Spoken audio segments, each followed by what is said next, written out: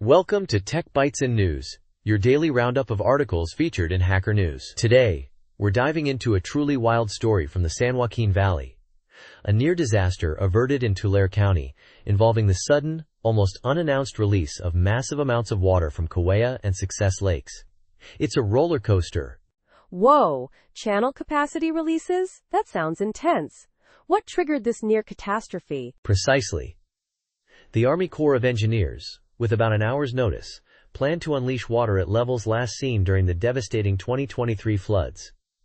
We're talking 5,500 cubic feet per second for the Kaweah River and 3,500 for the Tulare. Imagine the potential damage. Yikes, that's a huge amount of water. So what happened? Did they actually release all that water? Thankfully, no. Local water managers really sprang into action. They managed to convince the Army Corps to significantly reduce the release. A huge sigh of relief all around. That's incredible. But why the sudden decision in the first place?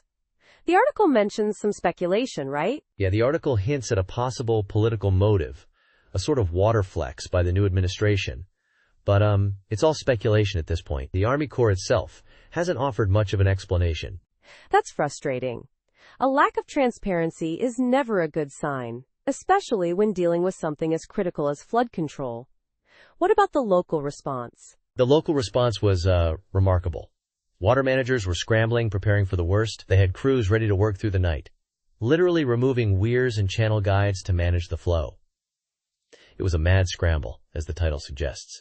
Absolutely. It highlights the importance of communication and coordination between different agencies. The article mentions that Porterville avoided flooding in 2023 due to existing agreements. This situation seems to be a stark contrast to that. Exactly.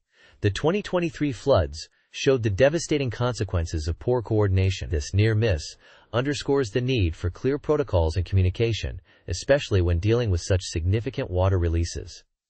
It's a critical lesson learned. Indeed. And what about the other reservoirs, Isabella and Pine Flat? Were they affected? No, thankfully.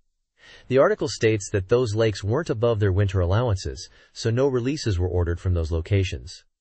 A bit of good news amidst the chaos. So what's the takeaway here? Beyond the near disaster, what should we be focusing on? The need for improved communication and transparency between the Army Corps and local water managers is paramount. This incident highlights the potential for catastrophic consequences when crucial information isn't shared effectively. We need better coordination, period, and perhaps a little less political maneuvering when it comes to managing our water resources. Couldn't agree more. A terrifying situation, but hopefully, a valuable lesson learned. Thanks for breaking down this critical story for us. Absolutely. And to our listeners, thank you for tuning in to Tech Bytes and News. We'll catch you next time with more of the latest tech and news updates. Goodbye. Bye-bye.